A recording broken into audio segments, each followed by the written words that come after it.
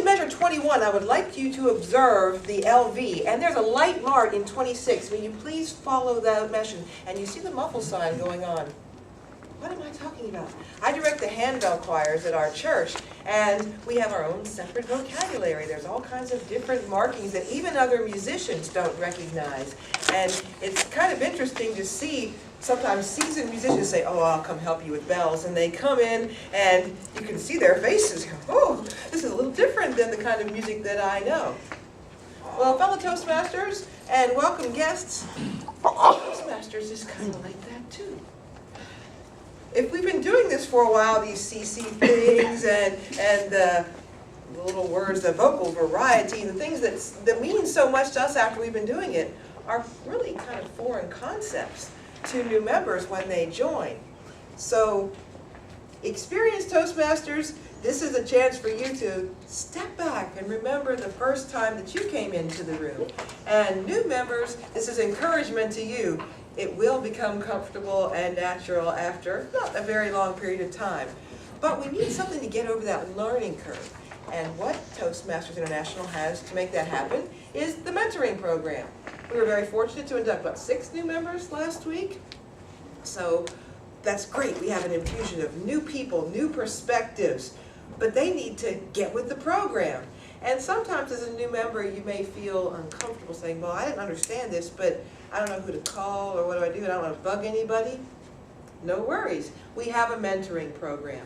How many of the experienced members are serving as mentors going on? Good. See, we have all these people now. Jody has 2, that's right. So we have people, and I have 1 as well, who are available to help. So let's talk quickly about the benefits of mentoring.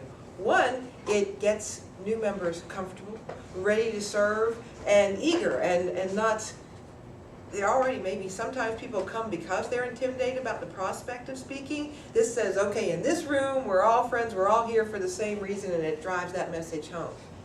For experienced members, it's a chance to get back in touch with the fundamentals. Remember why you came here in the first place, and maybe jostle yourself out of the sense of complacency that sometimes when we're here and it's comfortable and it's fun, it's the people and we know it gets you back into that sense of anticipation that maybe you felt at the beginning, and maybe a little bit of apprehension as well. So what can a mentor do? The primary thing a mentor can do to be successful is be proactive.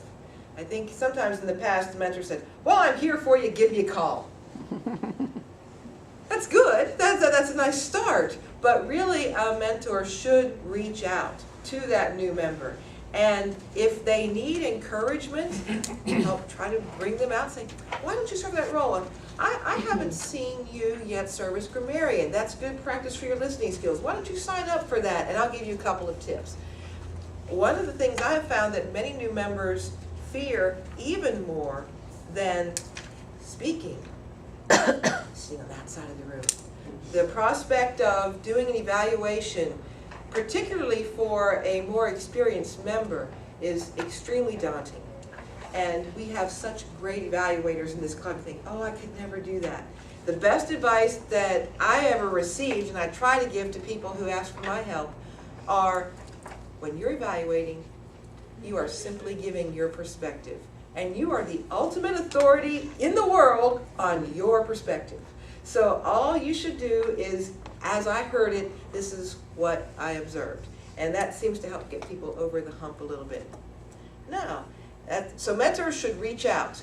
And we have a helpful checklist that did not know I was going to do this, so I did not have them all here. But we have, for the mentors, a little timetable at different weeks, at a week and a month, and some ideas for what you can do and what you should reach out. And for example, at the end of the 2nd month, it says feedback, give feedback on how their meeting rolls. We get evaluations on the speeches, but if you were a grammarian or an odd counter, you just get, thank you very much, it was good. But if a mentor can come up and say, I really like that word that you pulled out, that was good perspective, good listening, or the way you damped that bell after each one of those, so it didn't ring on and on. That's feedback and encouragement that you as a mentor can give to your mentee. Oh, I shall not wax. I can't stand that word mentee, but it is in the Oxford English Dictionary now, but the real opposite. Mentor was his name, the Greek guy that was the mentor. He was the teacher for Paris, right? One of those, maybe Pericles. One of those Greek guys he was, but mentor was the name of the guy who helped, and the opposite of mentor was protege. But protege just sounds so darn pretentious, you know? So now they have mentee as the thing, and I just try to avoid saying it because I think it sounds like candy. But there it is.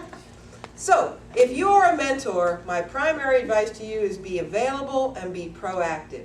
If you are a new member, that's the best resource that Toastmasters, aside from the little printed stuff that we get, and all of us aren't readers, but if you use that resource, reach out to them. Your mentor would sincerely like to receive an email or a call from you saying, what do you think about this? Can we get together and practice my first speech? So, using the mentor and the mentee and the Toastmasters program together, we can make beautiful music. Mr. Toastmaster.